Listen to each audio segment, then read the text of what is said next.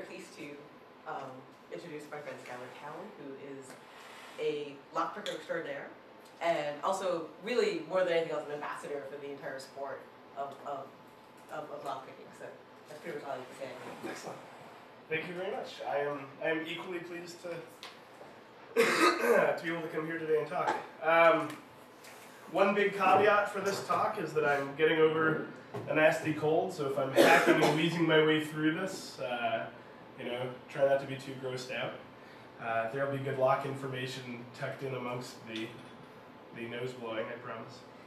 So, this is the lock talk at Olin. I've become, I've lost all imagination when it comes to titling my talks. So now every talk I give is just the lock talk at wherever I happen to be at.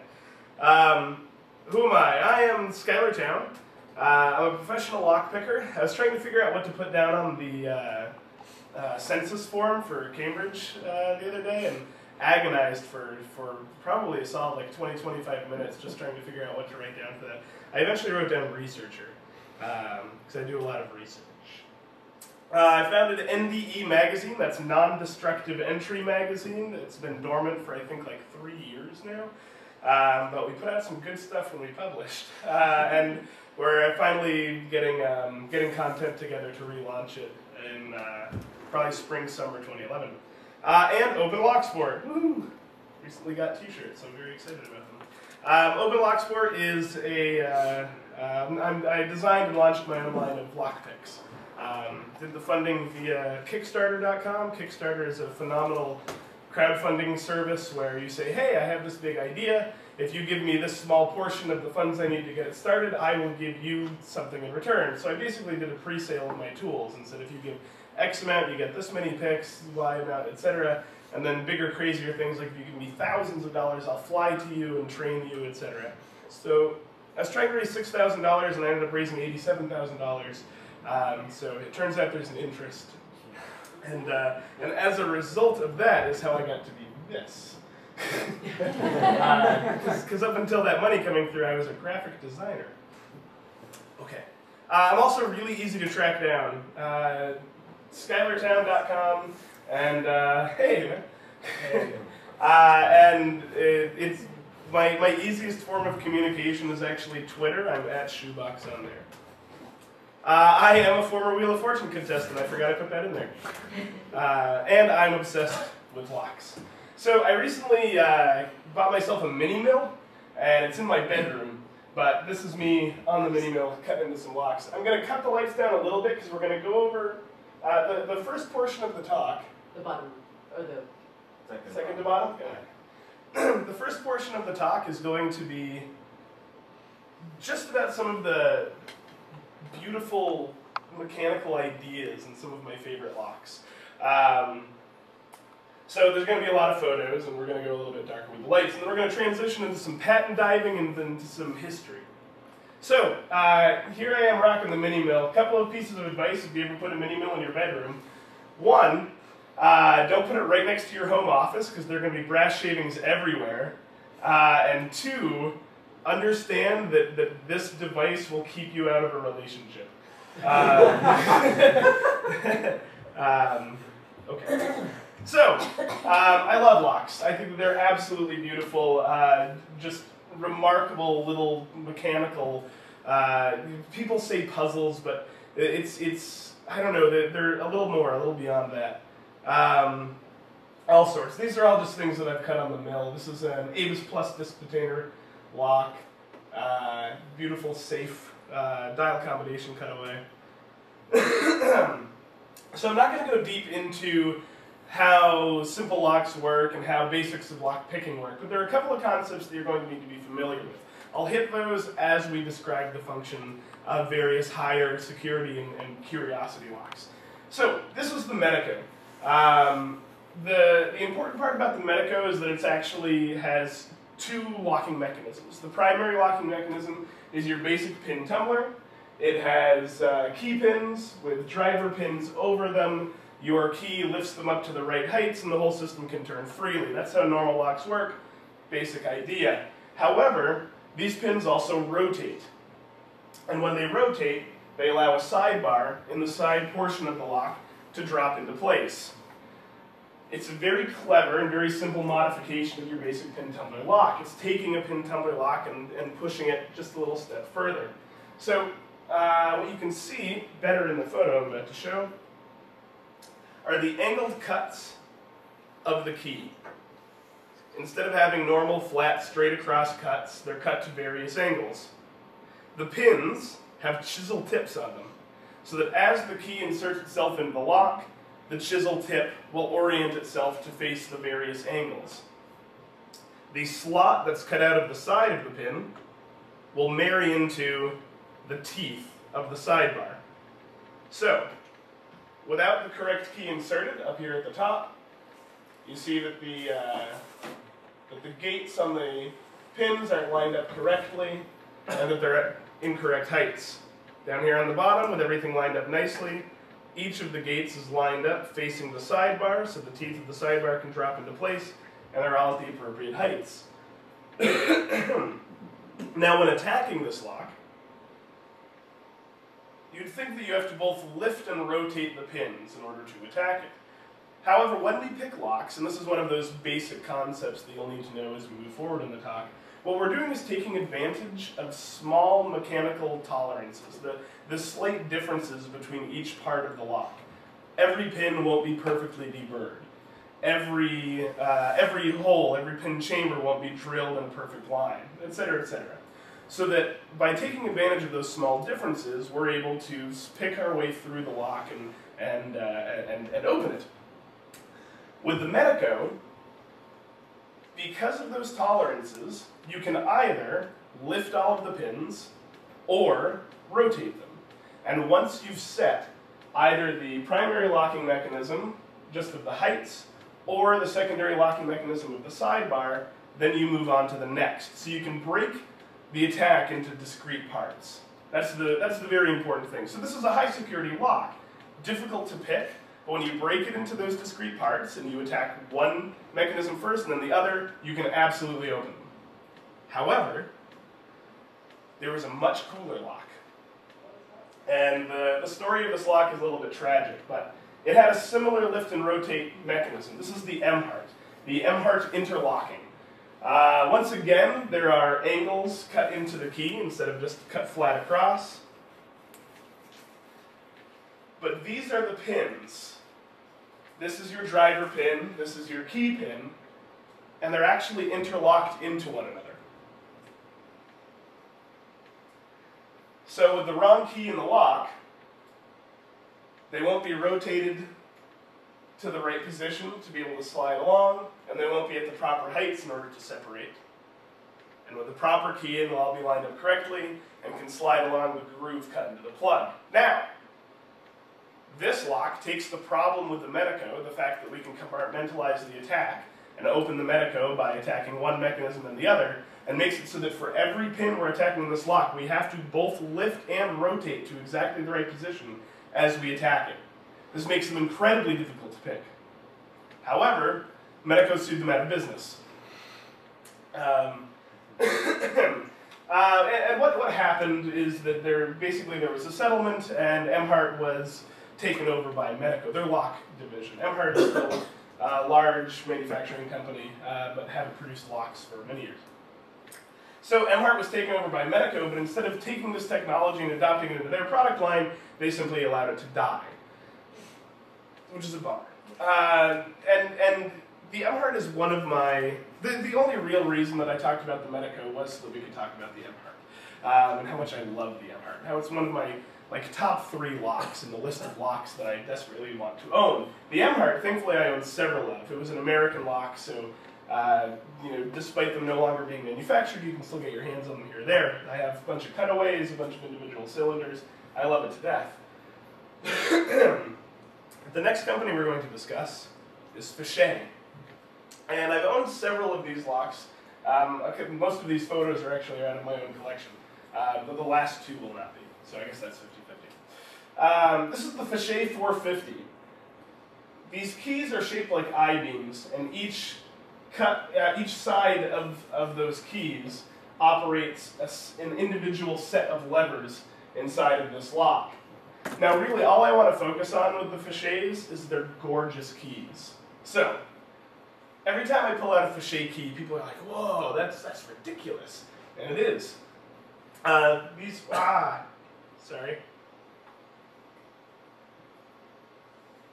I should really just turn the touchpad off for this. So, as we were saying, fichet, fantastic keys. We then have the monopole. When I showed this key to a friend of mine, Kunle, at Sprout, I don't know, the better part of a year ago, I took the key out and I was photographing it and pulling it apart and taking some pictures for a friend of mine. The key is probably about that long. And he, upon seeing it, said, "Oh, this is the sort of key that knights died to protect." And the fichet company just makes beautiful, incredible, intricate mechanical locks. The function of this is that it pushes down through the lock, moving a series of levers out like the petals of a flower, and then the whole system can rotate freely. Again, we're not going to dive too deep into the mechanics of the fichet products. I just want you to see their keys. This is a fichet push lock.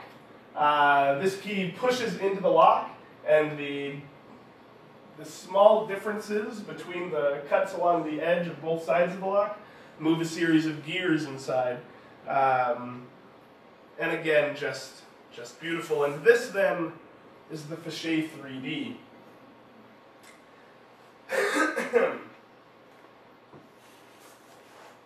There's an interesting law passed in France just before the 3D came to market, where the French Patent Office basically declared that they would no longer be granting patents on keys unless the keys had a movable element inside of them.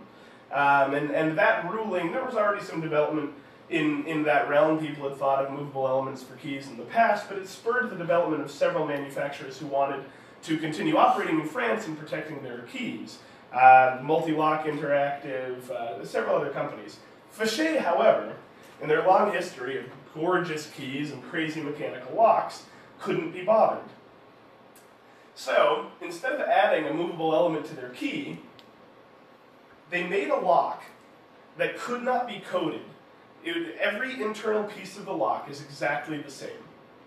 Every tumbler is precisely the same as the one past it, and the way that it is coded is that you put a key into it, and then assemble everything around that key. And then when you remove the key, the lock is set to that key permanently. And what they did was they patent protected their keys as part of the assembly process for the locks. Getting around. Yeah, they're a phenomenal company. Unfortunately, their locks are obscenely expensive. I believe the 3D goes for €600 to €800 per lock. Yes, in fact, I was talking to a friend of mine who does a lot of work in France. He says, you know, the thing about the fichet company is that their locks may or may not be particularly secure. The problem is that most private researchers never find out because they're so ungodly expensive. And many of the tests that we need to do to attack the security of these locks are destructive, so nobody wants to go through thousands of euros attacking these locks in various ways. So it's not security by obscurity, which is a term that we throw around a lot, but it's certainly security by financial aggression. Okay, now, the Norman lock. We will get into the details of how this lock works. This is an American lock, I believe patented in 1975.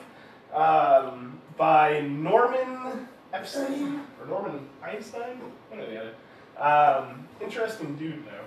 An interesting patent history. So, the way that this lock works is that there are a series of pins that have a small spool at the top of them, and rotating in that spool is a ball bearing. The way that these are lodged into their housing means that the ball bearing can only rotate around just around this interior portion of the lock, but it has enough freedom to move that at rest, all of the pins in the lock will be able to sort of collapse on one another a little bit. This piece here, piece 44, has a small leaf spring, 48, that constantly pushes back against the ball bearings. And again, there's enough room for the ball bearings to move that they're able to collapse on top of one another when the pins are at rest. With a key inserted, however, all of the ball bearings line up, forcing themselves into a line and pushing piece 44 into the cam. Now look again. With this out, the lock can spin freely without actually affecting the latch on the door. When this is pushed in, when it spins now, it turns the cam, which pulls the bolt, throws the latch, whatever the case may be. Simply by separating those two mechanisms, that's how this lock functions. There is unfortunately a significant problem with this particular design, but first a couple of the benefits. Number one, you can't really apply tension to this, and when picking normally we need to apply tension in order to manipulate the pins. Number two, even if you could apply tension, even if you could somehow make these pins bind for you, as you attempt to lift them to the right height, there is no feeling until the last ball bearing is in place. So you would just be lifting something arbitrarily and you could never feel where the right position of the ball bearing was. You wouldn't know what the proper height was until you're shoving the last ball bearing into place, at which point you could start to feel them collide with one another.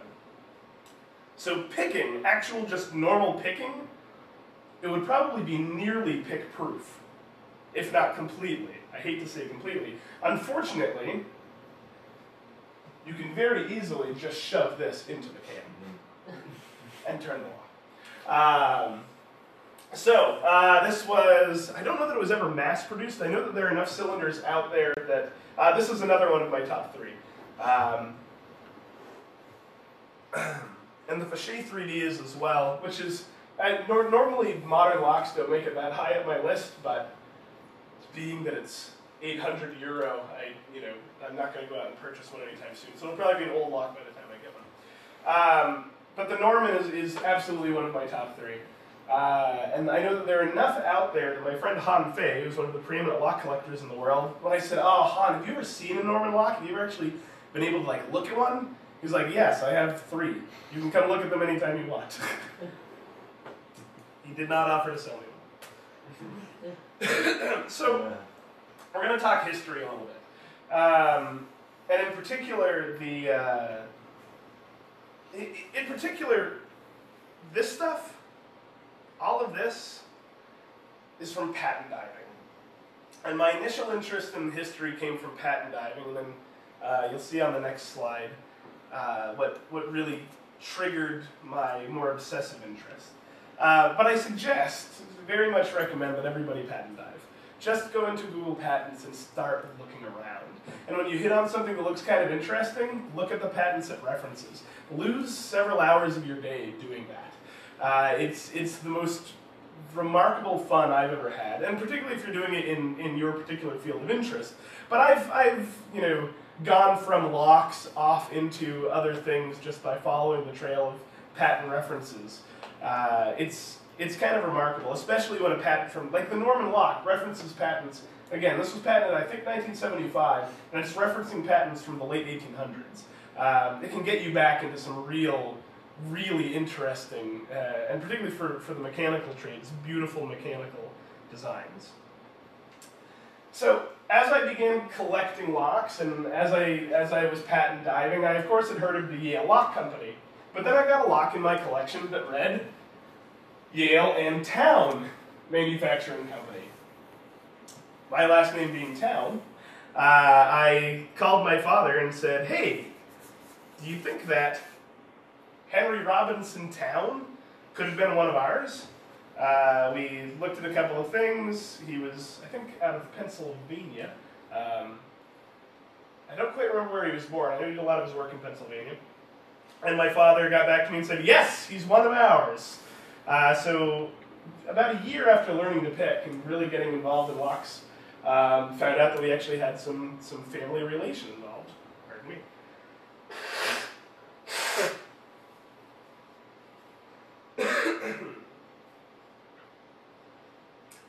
This then would be Yale. So Linus Yale Jr. is a really interesting figure, and we're going to talk a bit about. Pardon me. We're going to talk a bit about some of his designs, some of his work. But one thing that I would like to say, there are two big things outside the world of locks, informed by my love and obsession with locks, that I'd like to get my hands on. One is a painting bequeathed to the Towne family called The Landing of the Norsemen by the same person who painted Washington Crossing to Delaware. It was given to the Philadelphia Institute of Art by Henry Robinson Towne's father, Henry John Towne, or John Henry Towne, one or the other, who then sold it at auction for $90 about a decade later. When Henry Robinson Towne found out about this, he published a pamphlet called The Fate of a Fine Picture, which was just to discredit the Institute. Because it turned out that they had no legal means to make them purchase it back. Phenomenal painting, and was sold into a private collection in like the 1960s or something. So presently I'm desperately trying to hunt that down. So if any of you are art historians, hit me up. Because I would love to get my eyes on that, and eventually someday, if locks make me a millionaire, purchase it. Similarly, Linus Yale Jr. was quite the portrait artist, and landscapes as well. He actually attempted not to go into mechanical engineering whatsoever and just go be an artist in the world, in Europe, and trained and left home and didn't follow his father's ambition, because Linus Yale Sr. was actually the initial inventor of the modern pin-tumbler lock, and Linus Yale Jr. would come along years later after his tour of trying to become an artist, go back to his father's concept and modernize and create what we're now used today. So, apparently, in his notebooks, when he got into mechanical design, he would draw intricate diagrams of locks, and also, right beside them, portraits of his friends that were in the room. And my God, I would love to get my eyes on those books. So, this is all just to illustrate my obsession with this history, these people, this art, and the crossover of art and design. This then is A.C. Hobbs, who's going to fill a lot of the rest of what we're going to talk about. I'll bring the lights up here in a second, because most of the rest of this is just me blathering, not as many pictures. But A.C. Hobbs has an interesting career. He toured around America, getting involved with the Day and Newell Company, and helped them design their paratoptic lock, which was a fairly intricate lever lock. He made a name for himself in the company by going to various bank directors and saying, hey, listen, if I can pick you the lock on your vault, you have to buy mine. And they would say, sure, go for it. And he would pick it, and they would buy it. And he made a huge name for himself doing this in every major city of the middle 1800s. And in particular, his big, and this was even mentioned in this obituary, his biggest moment, lock-wise, was the New York Mercantile Exchange held a competition saying, any man that can open our vault in 30 days, you have 30 days to study and work with it, any man that can open it will get, I think it was like $500. A.C. Hobbs came in and opened it in an hour. Devastatingly talented lockpicker. So, these are the people we need to know. Really, really need to know Henry Robinson Towne, because he's my cousin. And a handsome man and a fine hat. Yale, we're going to talk a little more about, and A.C. Hobbs is going to be the featured player. But all of this takes place at the Great Exhibition. So let's get a little context.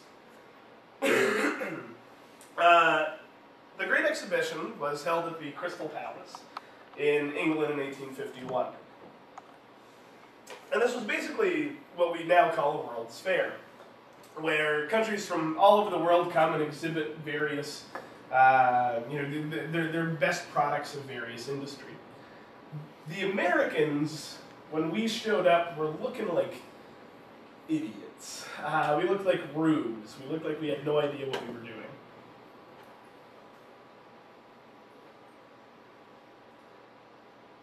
Oh, and I turned the mouse off. Which various newspapers were very quick to point out.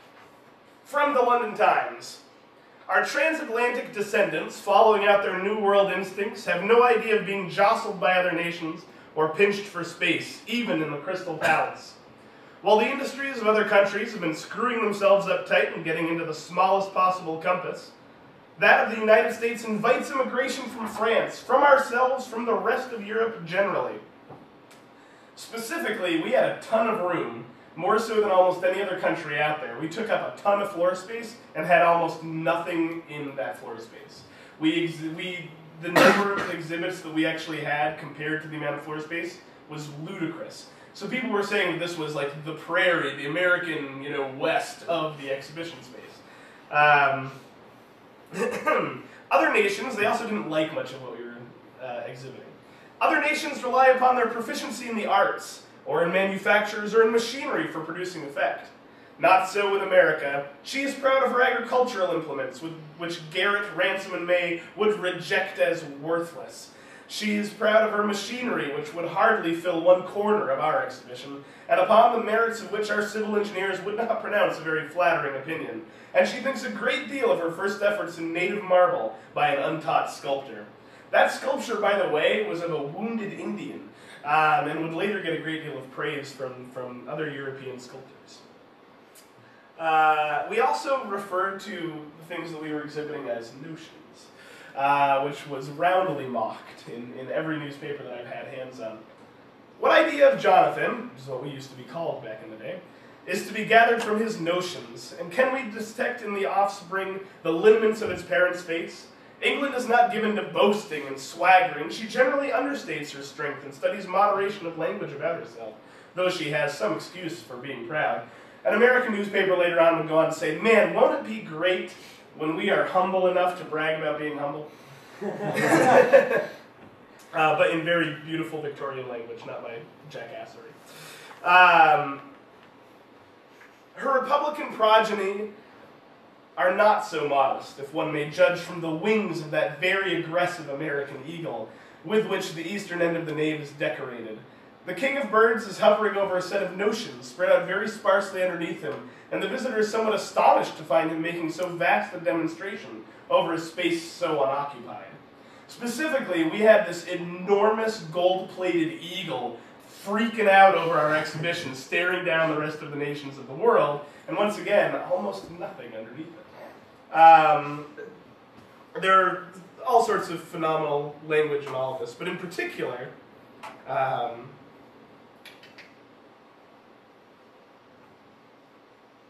are the double pianos? Here we go.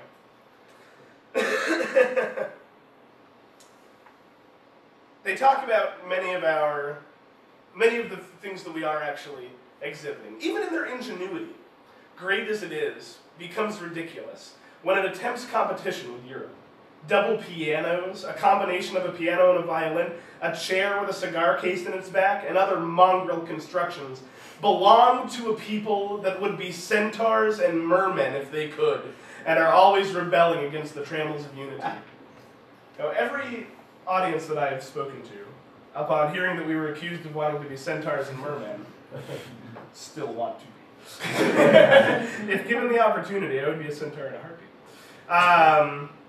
And this goes on. Even the Illustrated News got involved. The London Times, in particular, just reveled in ripping into us in article after article after article in the opening weeks of the exhibition. But again, even the Illustrated News finished up an article saying simply, "Can they wonder that we laugh a little, or can they doubt that this laughing will do them good?"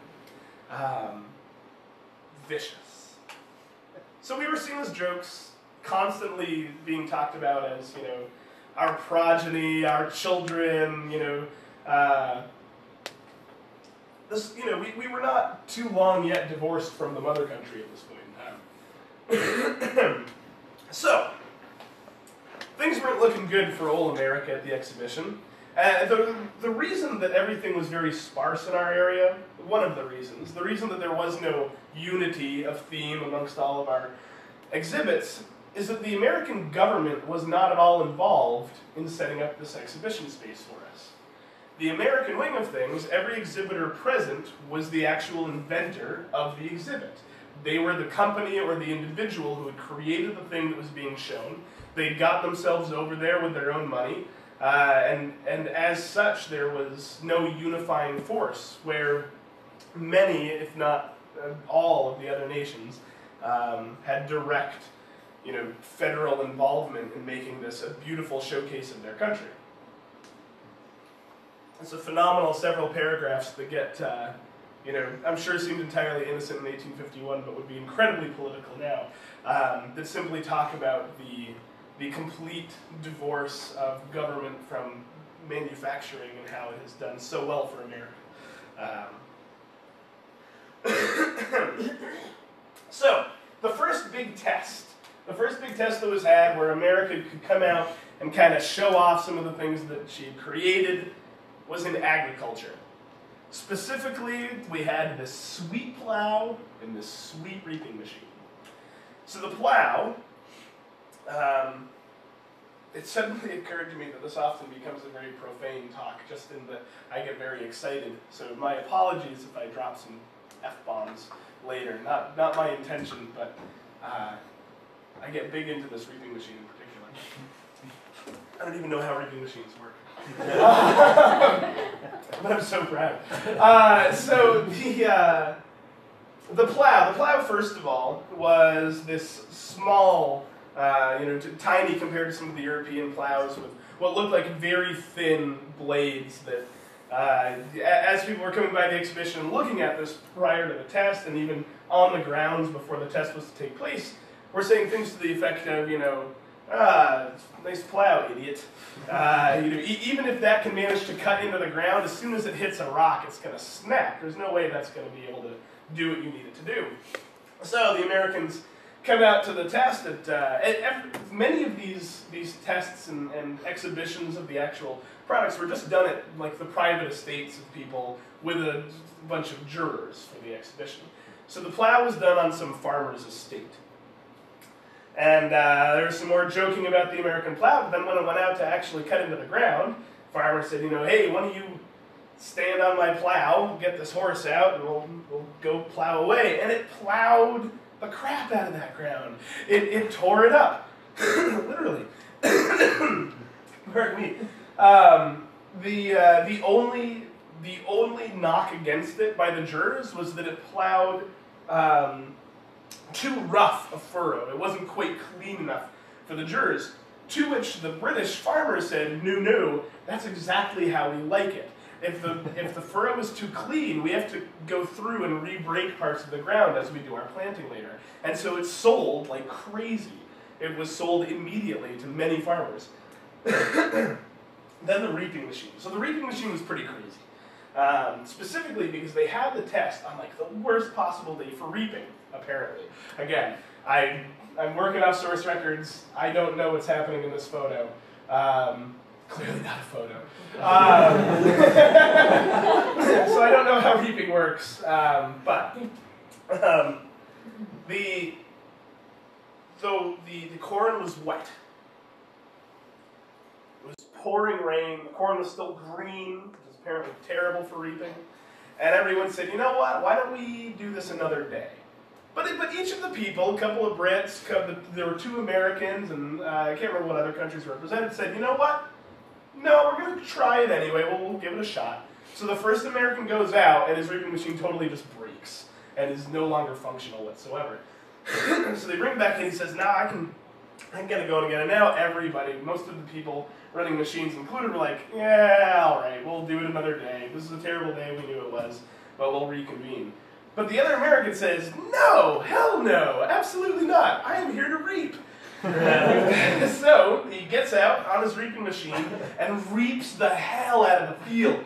Corn's going everywhere, or like into the spot it's supposed to go. I know, but it's being reaped like crazy, like mad, and nobody can believe it. And the tone of the newspapers now changes just a little bit, and I swear this all relates to locks in the end. But the tone of the papers now says, wow, look at that. Look at these bungling Americans. Turns out they actually know a thing or two about agriculture. And you know what? They're farming a lot of land out there. Sure, we'll give them that. Great. Thanks, guys. Thanks for showing up. Good stuff.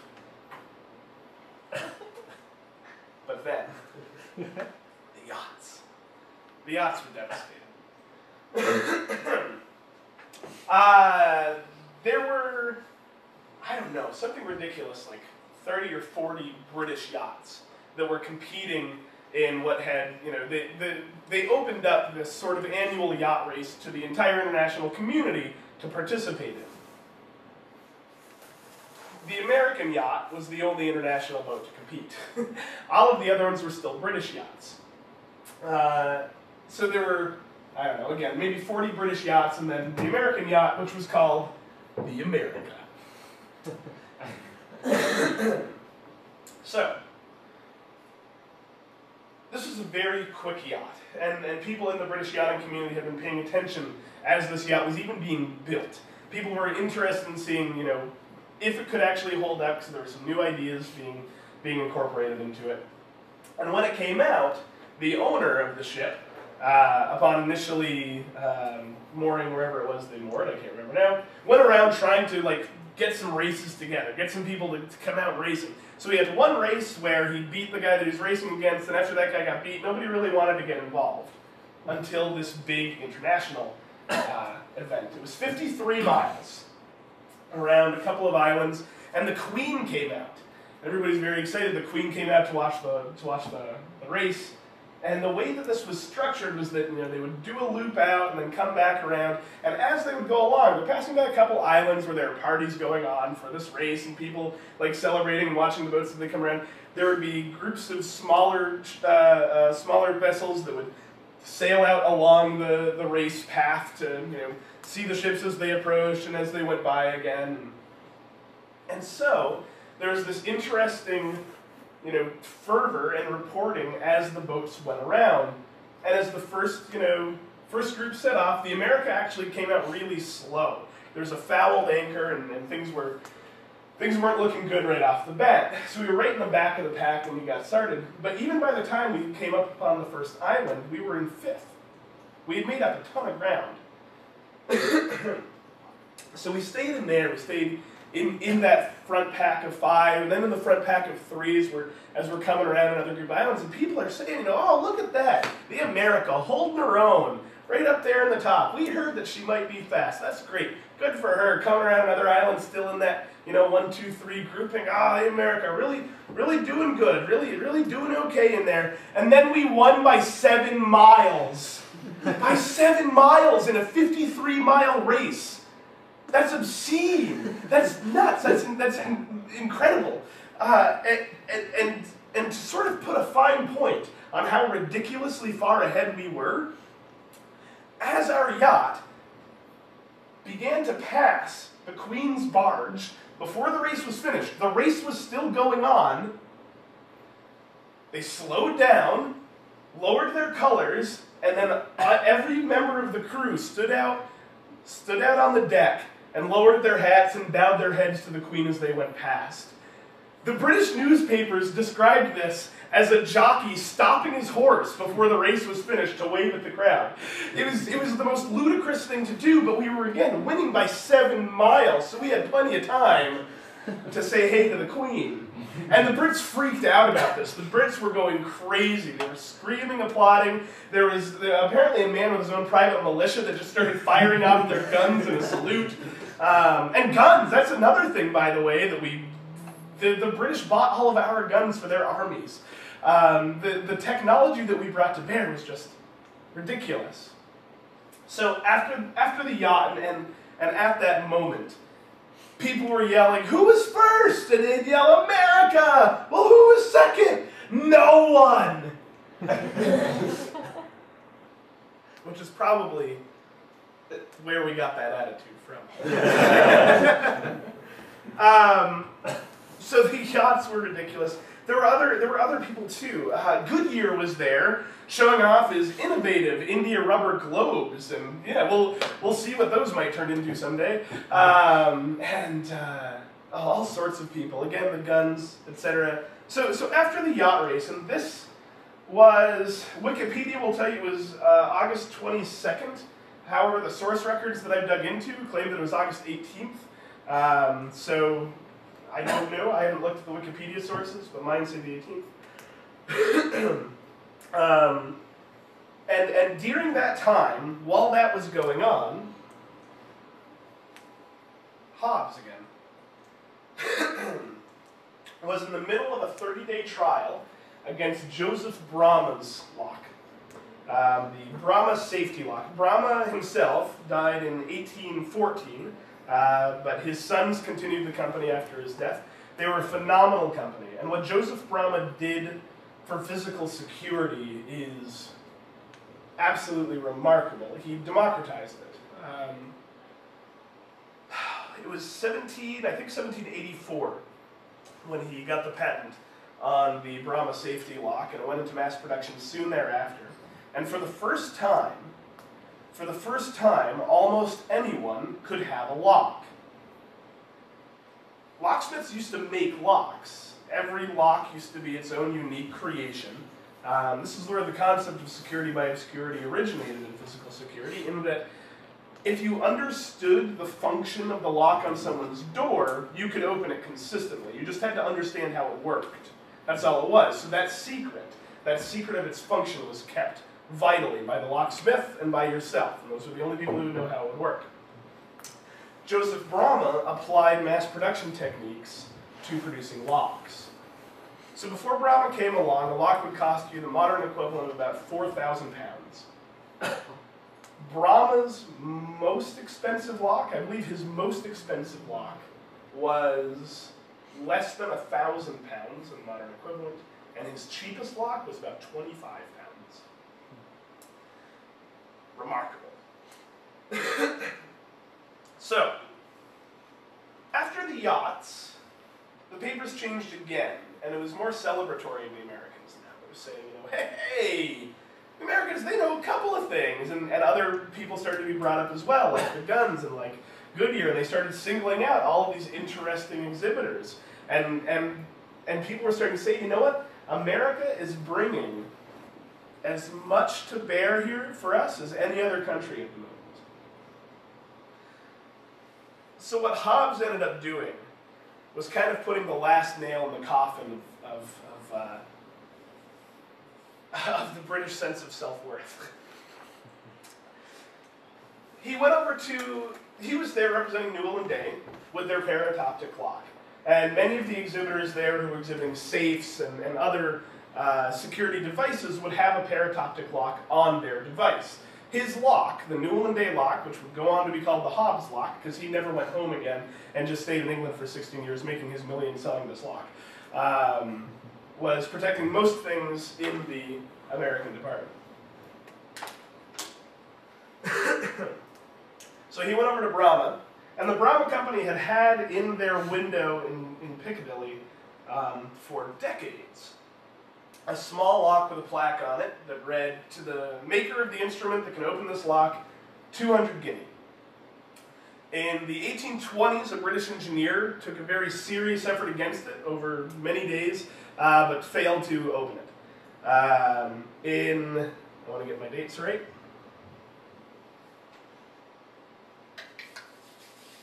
Yes, on July 23rd, again before the yachting, and this would finish on August 23rd, after the yachting. Oops. Oh God, can't see anything. He would actually get it open. So he had about 30 days to work on it. Started on July 23rd, ended on August 23rd. They had the exhibit ready. They had it ready for him on the 23rd. He began on the 24th, opened it on August 23rd. Now, people will say, and I heard this a lot when I was first beginning to pick locks, oh man, he had 30 days to work on that thing. Well, in reality, he actually only had 16 days of access to the lock. Throughout the course of those 16 days, during that 30-day period, he had 51 hours of access to that lock. So, don't get me wrong, 51 hours is still a ludicrous amount of time. But when the Mercantile Exchange are advertising, 30 days against our vault, and you get, a ton of money, it was the way of things at that point in time. Presently, in the modern age, we have a sense of time resistance against locks, not the sense of pure impenetrability that they had at that point in time. They just genuinely thought that their locks were perfectly impenetrable. So, Hobbs manages to open it. On the, I believe, the 28th or the 29th, the entire collection of jurors reconvenes, and he opens and closes it for them at will. Once he had built the tools to attack this lock, he could attack it very consistently. Another important note about the Brahma demonstration. The Brahma company, Brahma's sons, were phenomenally upfront about this whole contest. They once the jurors, gave their decision, they paid him the money. They, went on record as their locks having been beaten, and went on to make, better and more intricate locks from there on out. Additionally, the lock was provided to Hobbs in the best possible situation. It was a padlock, but it was mounted into a wood block, so it was wholly immovable. He had his entire kit of tools. He had tons of time alone with it to attack it. It was, the best situation for the lockpicker, the worst situation for the lock company. Conversely, the Chubb company, the other company that was considered to have an impenetrable lock in England, never agreed to a formal test against Hobbs. But because people were very curious, after his success against the Brahma lock, somebody at the exhibition was securing something with a Chubb lock and said, "Could you pick this?" And he worked on it for a little while and got it open. And they're like, "Wow, all right, this might not be the best test." So a private gentleman with his own vault invited everybody out and another team of jurors. This was not a part of the official goings-on of the Great Exhibition, but it was a private man and a group of well-respected citizens who could pass a judgment on it, invited him out, and they were going to have a similar trial against the Chubb lock on his vault that Hobbs had against the Brahma. So people were, ready to lock in for a long struggle, and much like the Mercantile Exchange, he had it open within an hour. And the jurors were shocked. The jurors couldn't believe it, and the accounts of both attempts and both openings were recorded in many of the papers. And so this is a landmark moment. This entire exhibition was a landmark moment in how the U.S. was perceived, at least by the nations of Europe, if not by the rest of the world. And again, you can track the tone of it in the newspapers.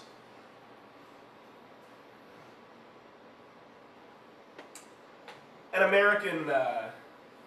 American paper published, and this has one of my favorite lines in the world. It gives me chills every time I read it. America still adds to her laurels in England. In addition to making the fastest yachts, the best plows, the most serviceable reaping machines, etc., etc., she can now boast of outdoing the world in picking locks. The distinction is of somewhat questionable character. Generally, the persons who have been most expert at this business have not enjoyed in the highest degree the respect and confidence of society at large. A man, out of employment, who should advertise himself capable of picking any lock in the world would not be regarded with favor by bank directors. President Fillmore would probably not appoint as sub-treasurer for the city of New York any man whose sole recommendation should be that no lock ever made could withstand his ingenuity. Nationally, however, the prejudice does not seem to obtain. England seems to think just as much of us and even a little more, although we have beaten her in everything and picked her locks besides.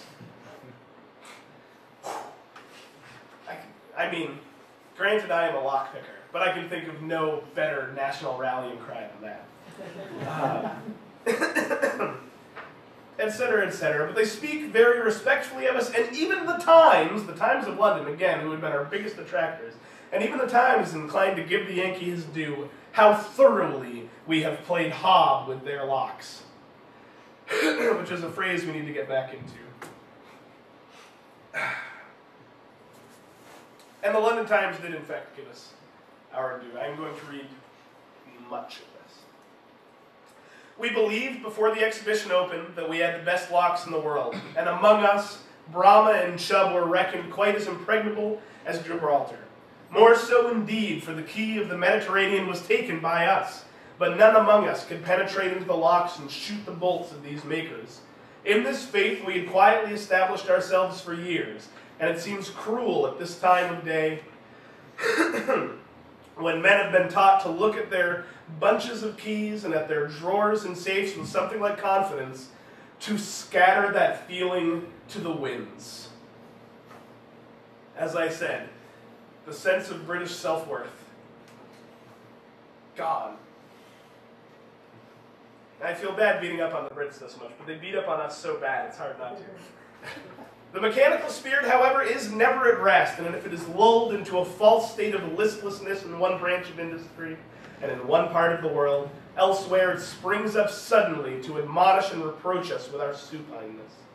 And what amazing language. That's the best thing about doing this research in Victorian times. It's just gorgeous. Our descendants on the other side of the water are, every now and then, administering to the mother country a wholesome filial lesson upon this very text. And recently they have been rubbing us up with a severity which perhaps we merited for sneering at their shortcomings in the exhibition. While we have been relying implicitly upon the artful arrangement of tumblers and such like devices, they have been carefully developing their ingenuity in picking and opening locks.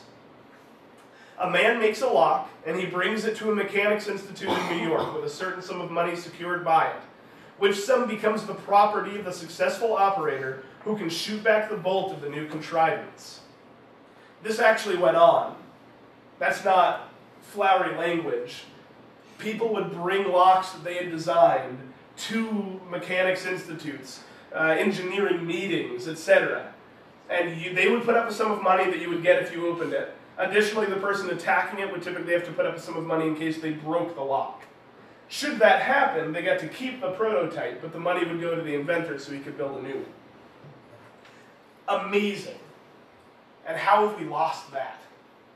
Well, there are actually a whole number of reasons, but that's a whole other talk. It was an amazing time. Instantly, astute heads and clever expert hands are engaged in solving the mechanical riddle thus propounded to them. And so far have these dexterous manipulators carried their art that their open sesame sweeps springs, tumblers, false notches, letter devices, and everything else before it. Mr. Hobbs is by far the most accomplished and successful of these performers, and he has come over to this country at a very opportune moment to teach our makers a very useful lesson. Chubb refused to ever admit that Hobbs had picked his locks, because Chubb had never agreed to a formal trial. After the reports came out in the papers, Chubb was clamoring for a formal trial, trying to get Hobbs in to do a formal trial against his locks. For Hobbs, who had decided to stay in the country at that point and just sell the lock, it was much better business for Chubb to be freaking out, literally taking out advertisements in mechanics magazines saying, "I know you've all heard that our locks have been picked by this guy, but I swear they haven't," than to ever actually attack the lock again. So he never readdressed the lock. But everybody, including the newspapers, knew. It is well known, however Mr. Chubb may wrestle with the statement, that Mr. Hobbs has succeeded by perfectly fair means in opening his locks as they have hitherto been made. No formal or deliberate trial has taken place between them to establish the fact, but it nevertheless remains undoubted, and the sooner Mr. Chubb improves his patent so as to set Mr. Hobbs at deviance, the better for his own interests. They go on to talk about how well Brahma have handled it, which I already told you, and they also encourage the British lockmakers to go attack the American locks. And they say, if you can't open them, go back to work and start making some better locks. So they did. The British lockmakers came over and attacked the paratoptic lock. And the people who took trial against it completely failed. It had to return it wholly unmolested, entirely unopened. In the months before Hobbs came with the Day of Newell lock to the Great Exhibition, Day of Newell received a letter from an American engineer by the name of Pettis saying, "Hey, I know you've made a bunch of new advances in your lock. However, I can still open it. Let me tell you how." And he described from how he was attacking it, and the Newell and Day Company were then able to advance their lock, to improve upon their design to prevent the attacks of Pettis. Had they not done that, I am relatively confident they would not have fared so well in England, but it would not have been quite so resolute a victory. A decade later, Linus Yale Jr. is playing around in his workshop with a paratoptic lock and opens it.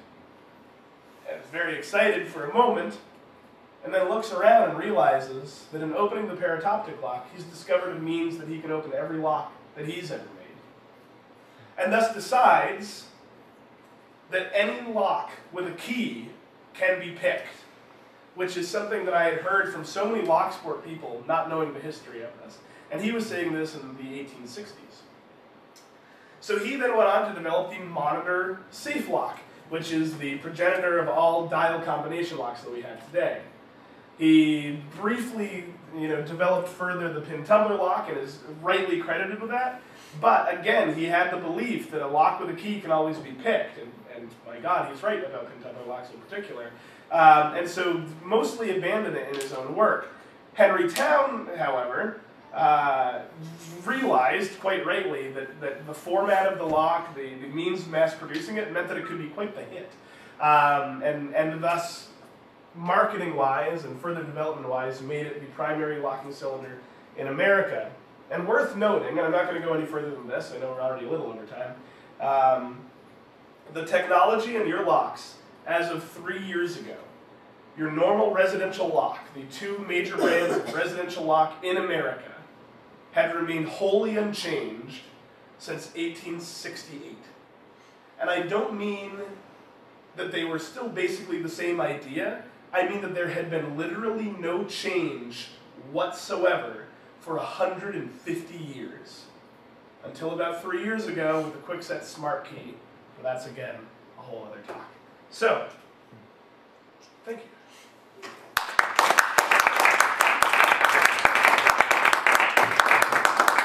So it is just 6 o'clock. I'm sure Schuyler will be happy to answer questions, but everyone needs to leave now. Okay. Excellent. Yeah, does anybody have any questions? Yeah. Are there any sort of written books or compilations about lock history, or have you done any writing yourself? So there are a couple of great ones. Pardon me again.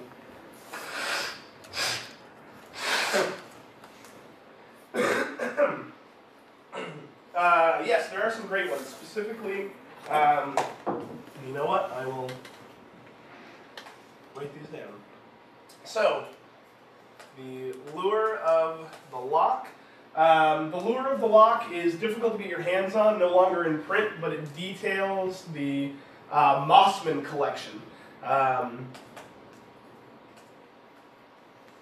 which resides in New York at a building that I can't remember the name of. You have to get an appointment to go in and actually see it. It's, I think, one of the old mechanics institutes in New York.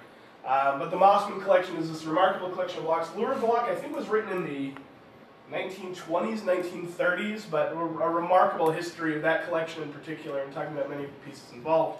Additionally, American Genius is a book that was only released,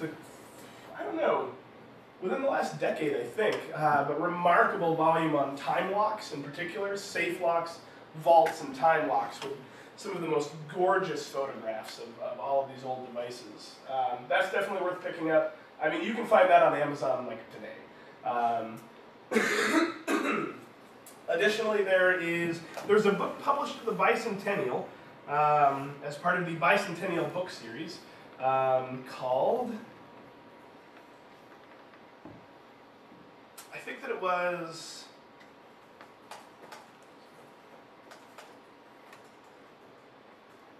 maybe? Something like that. But if you, Google I'm not going to try to spell bicentennial. No, I can, never mind. Yeah.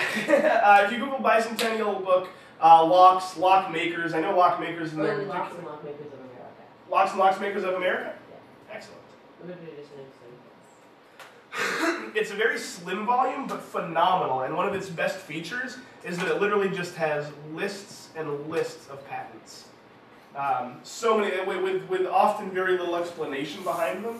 But I got to the point where, starting from that book, this was another thing that launched me into my historical research. An uncle of mine has made his living for years now just buying up huge lots of books and then selling the rare ones. So when he found out that I was into locks, he gave me the Bicentennial one, which isn't terribly rare at all. And just diving through those patents listed in there, because so many of them, Google OCR is only so good, so occasionally you're going to get mislistings and things. So, I'd hit on a patent that, Google thought was like, new look, pack proof. which is really, new pick-proof lock. That to my, that nobody in the Locksport community, to my knowledge, had found yet, and would share that with my friends and dove in from there. So those 3 books in particular, I would definitely recommend getting. The work that I'm doing now will, I am sure, at some point when I've solved a lot of other problems, turn into at least a significant paper, if not a book. Anybody else? I had a question about the lock with the lock spring in it that you showed us. Was it actually physically unprotected, the swinging from the keyway? So that idea, that concept, becomes a problem in many, many, many locks, not just that. Mm-hmm. So, the concept of detaching the cam from the rest of the cylinder is incredibly popular in electronic locks. So if you ever approach an electronic lock or a push-button lock where you can turn the handle but nothing happens until you push the code in, all that's happened is that the handle mechanism has been detached from the cam. Very frequently, the piece that will bridge that gap and will connect the two is ferrous. So with a significantly strong magnet placed in the appropriate point on the lock, you can simply connect the cam and open that lock without ever dialing anything, etc. Specifically, if you want to see modern examples of this, there's currently a lawsuit out against the, I believe, the Kaba Corporation, who make these simplex locks. Those are the black push-button locks, typically have a rack of 5. The other problem with those is that you can brute force them in about 10 minutes. You can go through every possible combination of them because their key space is shockingly limited. So there's a lawsuit now against the Kaba Simplex, and you can track that down. The best information I have about that is currently private, so I can't share it publicly, but I'm sure there's some public records of it starting to take place. So Kaba keyless locks open with the magnet.com. Are you serious? That's a class action lawsuit. Wait, say it again. Kaba keyless locks open with a magnet.com. I should just Google Kaba Simplex and magnet. That is amazing. I'm just going to make a domain. Yeah. that is fantastic. And additionally, the Winkhouse Blue Chip. This was a very expensive, very high security RFID-based lock that actually had a very robust authentication mechanism. Once again, they separated cam from handle, and thus, with a significantly strong magnet, you could just walk through any of those doors. So, that concept taking place in the Norman lock is something that comes up. This is something that we see in physical security all the time, which, when kibitzing with my information security friends, seems to carry over. We are constantly seeing, and there are a couple of people out there who basically have made their living for the past 20, 30 years, just taking a list of like 10 attacks, seeing what locks came out this year, and seeing if each of those attacks, just rolling those attacks over, seeing what locks will fall to it. Cam separation is a big one that we see all the time, that keeps coming up year after year, brand new lock after brand new lock. So this repetition of ancient attacks is constant. Yeah. Anyone else? Excellent. Thank you all very much. Appreciate it.